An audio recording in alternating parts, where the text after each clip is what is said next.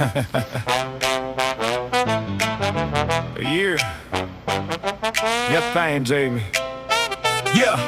A year done passed since election night, when comedians somehow took control of the fight. Folks pulled the lever, half laughing in line. Now they're waking up wondering, how's this timeline? The country's divided, but not like before. Now everybody screaming and slamming the doors. Some still support it, some call it absurd. Some just sit back saying, this is the weirdest thing I've heard. The supporters say, look, they tell it straight. No politician with the rehearsed debate. No 20-page answers that don't say jack. They tell us what happened and don't walk it back.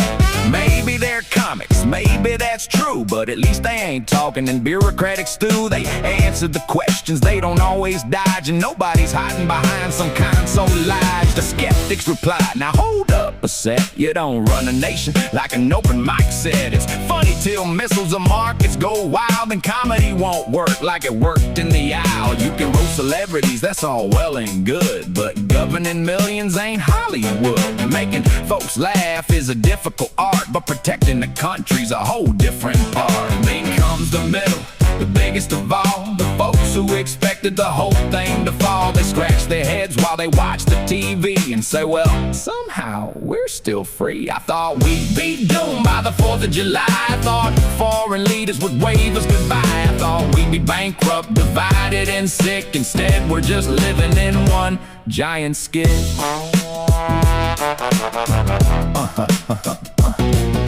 The media's frantic, they're losing their minds, searching for meanings in every punchline. Every late night joke and every wisecrack gets analyzed deeply for hidden attacks. Did Stewart mean this when he made that joke? Was Chappelle hinting at policy, folks? The experts spend hours discussing the grin, while Americans wonder what world they're in.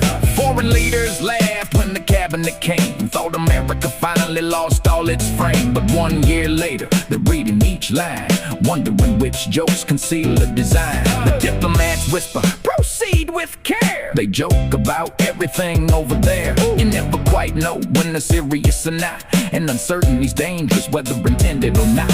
The mood of the nation is strangely unique. Less angry than normal, less eager to shriek. Still plenty of arguments, still plenty of noise, but more people laughing than destroying the boys. The comics themselves start learning the truth, that government's harder than stand up in youth. The heck was one thing in the crowded room. A national crisis brings different doom. They miss the old days of the comedy stage, where mistakes disappear with the turn of a page. Now every decision affects every town, and every bad choice can bring numbers down. One evening in Ohio, the snow starts to fall. A man in the diner watches it all. The news shows Cat Williams pounding the gavel, while Chris Rock discusses aborted truck travel. The old man chuckles and stares at his pie, then shakes his head slowly and lets out a sigh. I voted for laughs in the little protest. Now somehow these lunatics passed every test. The waitress laughs back as she pours him a cup. Nobody knows if we're down or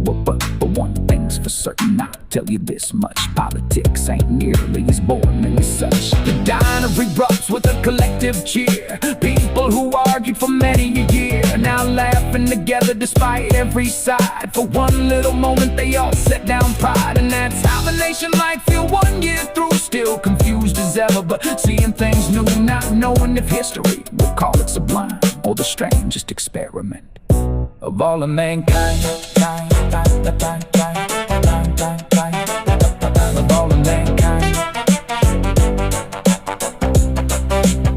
Of all of mankind.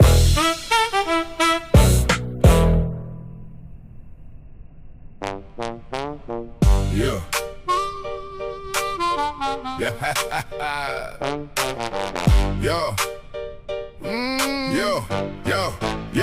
Yo. Yo, the country's fed up. Everybody stressing, cable news screaming, every channel confessing. Politicians point fingers, every side complaining. Meanwhile, regular folks say, what are we gaining? Then out of nowhere came a wild declaration. Jon Stewart stepped up for the highest occupation. Dave Chappelle beside him, grinning ear to ear, said if politics is comedy, let's volunteer. The people all laughed, said this gotta be fake. Next thing you know, they won every state on the map shake. The whole nation shook, every headline got lit, cause America America just said, let's roll with the bit. Now Stewart hit the White House in true Trump style. Started picking comedians and stacking the pile. No career politicians, no bureaucrat maze. Just the funniest people from the comedy stage. Chris Rock got Homeland, watching every border. Said everybody calm down and maintain order. If an alien lands, I'll roast him on sight, then send him back crying on the first flight. Cat Williams got the speakers, gavel in hand, purple suit flashing while he ran the land. Congress started yelling, Cat said, y'all tripping. 5 minutes later, half the chamber was listening. Bill Burr got defense and he walked in mad, talking about wasteful spending and ideas gone bad. Said nobody invaders, don't make me explain. I got enough headaches just riding this plane. Jerry Seinfeld got steak and was flying overseas. Asked world leaders questions about socks and TVs. What's the deal with tariffs? What's the deal with bread? 3 hours later, peace agreements got read. Kevin Hart got Treasury too short for the desk, but he climbed up anyway, saying, I'll do my best. Every market report looked scary and grim, yet somehow everybody felt richer from him. Larry the Cable Guy got roads and transport. His infrastructure plan was remarkably short. Fix potholes, build highways, make traffic behave. Get our done America and taxpayers wave. The press secretaries, Nate Bargatze, cool and mellow. Every hostile reporter became a calmer fellow. They'd ask him tough questions, trying hard to attack, then leave 20 minutes later with snacks in their backpack. Meanwhile, Chappelle as VP held secret meetings. Nobody took notes, just uncontrollable wheezing. The minutes got filed by government staff. Business was discussed, followed by excessive laugh. Now the first State of the Union finally arrived. The whole world tuned in just to see if they survived. Congress packed tight, every network on live, wondering how this circus was somehow still alive. Stewart looked around at the cabinet crew. Chris Rock, Cat Williams, Burr, and Seinfeld too. Kevin Hart, Larry, Chappelle in the rear, smiling like they accidentally made it here. He stepped to the podium, adjusted his tie, looked straight at America and let out a sigh. Said somehow we're still here, and I gotta admit, this country's a masterpiece when everybody's in on the skit. The chamber erupted, both parties stood tall. For one rare moment, nobody argued at all. No left, no right, no online fight, just a nation cracking up on a Wednesday night. So if history writes it, let the record transmit. The comedy cabinet somehow made all the pieces fit, and C-SPAN ratings rose like a rocket ship's blast. Cause for once in Washington, the jokes actually landed fast.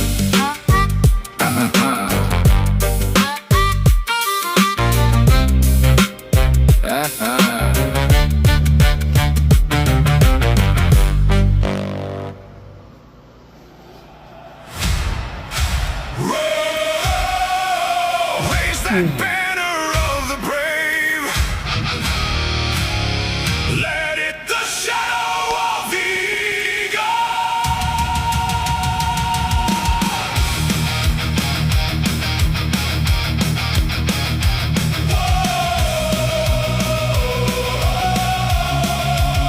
Whoa. Beneath black skies where thunder rolls and lightning scars the night, an iron eagle spreads its wings and climbs the storm in flight.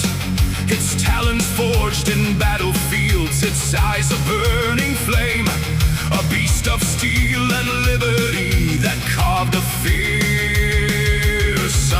name.